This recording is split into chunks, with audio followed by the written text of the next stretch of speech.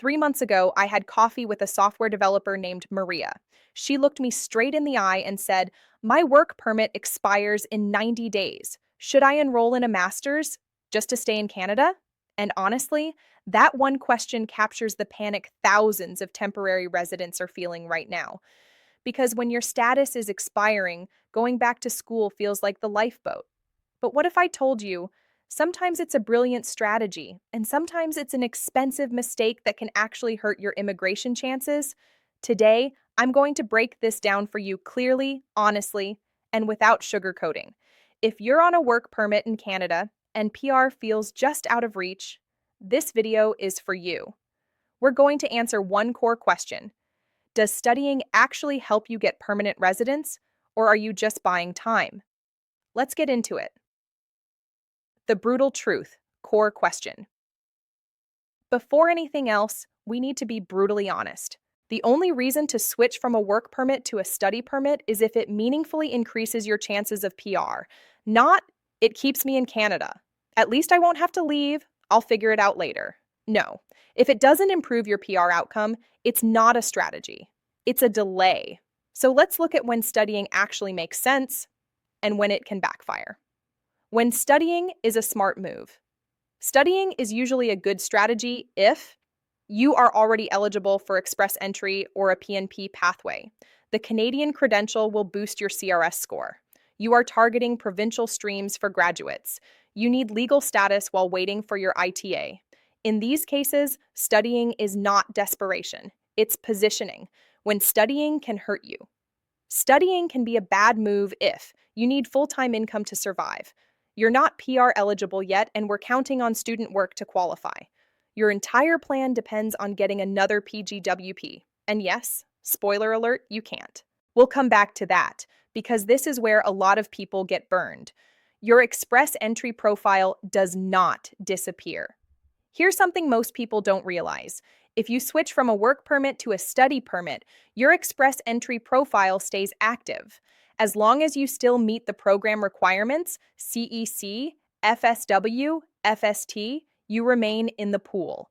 That means you can receive an ITA while sitting in a classroom. For Maria, this was huge. She already had 470 CRS points. Going back to school didn't reset her progress. It simply gave her legal status to wait. This alone makes studying powerful for the right person. CRS boost. Real numbers, real impact. Let's talk numbers, not theory. Canada gives bonus points for Canadian education. 1 to 2 year program, plus 115 points, 3+ year program, including masters, plus 130 points. But the real power is in skills transferability. That's where education plus language plus work experience multiply. Real example, Aisha had bachelor's from India, CLB 9 English 3 years foreign experience, CRS 440. She completed a 1-year post-grad certificate in Canada. Yes, she lost 5 age points, but she gained 15 education points. Transferability boosts access to Ontario graduate streams. New score, 462. She got invited in 2 months. Real example, Mateo, engineering background CLB 8, English 1-year Canadian experience. CRS 445. He did a 2-year master's degree. He lost some age points, but gained 30 education points. Stronger transferability, eligibility for Ontario. Master's stream, new score, 478 plus PNP pathway. That's the difference between waiting and winning. Section 6, provincial nomination, the game changer. Let me be very clear. A provincial nomination gives you 600 CRS points, not 60, not 100, 600. With that, you are basically guaranteed an ITA. Many provinces have streams just for graduates: Ontario, Masters, PhD, International Student; BC, International Graduate, Postgraduate; Manitoba, Graduate Internship, Career Employment; Nova Scotia, International Graduates in Demand. This is why studying in the right province is not buying time. It's buying leverage. 2026. Reality. Study permits are easier for some. Here's something most people missed. As of January 1st, 2026, master's and PhD programs at public institutions are exempt from attestation letters. No PAL, no TAL, less paperwork, less restriction, less friction, and Canada is currently underperforming on study permit targets. Lower demand, chats, better approval odds. This matters if you're transitioning from a work permit. The hard truths, what you give up. Now let's talk about the cost. One, your income drops. As a student, you can work 24 hours per week. If you were making $4,000 a month, now you're making $2,400 plus 15K, 30K tuition living expenses. If you don't have savings, this can destroy you financially. I've seen people drop out halfway and lose everything. Two, student work does not count for CEC. This is critical. Work while studying does not count for Canadian Experience class. If you're not already eligible, studying might delay your eligibility, not help it.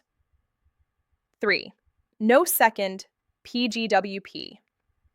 Let me say this clearly. The PGWP is once in a lifetime. If you already used it, you will not get another one.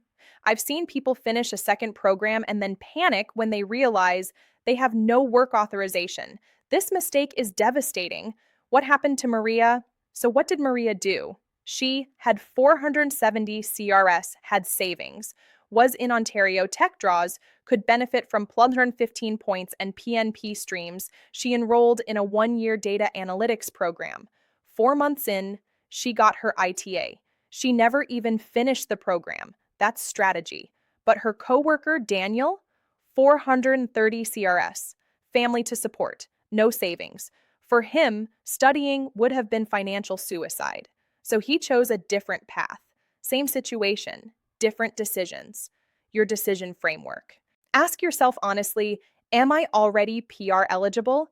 Will Canadian education actually move my CRS into competitive range? Can I afford tuition plus reduced income? Does this program open active PNP pathways? Will this credential help my career even if PR fails? If most answers are yes, studying might be your power move. If most answers are no, you need another strategy. Going back to school when your work permit is expiring is not good or bad. It's situational. For some, it's the bridge to PR. For others, it's an expensive trap. The people who win are the ones who run the numbers, understand the pathways, and make decisions with data, not fear. If you're in this situation right now, work permit expiring, PR uncertain, do not guess. And if this video helped you see things clearly, like subscribe and share it with someone who's panicking right now because they probably need this more than you think. Your future in Canada might depend on it.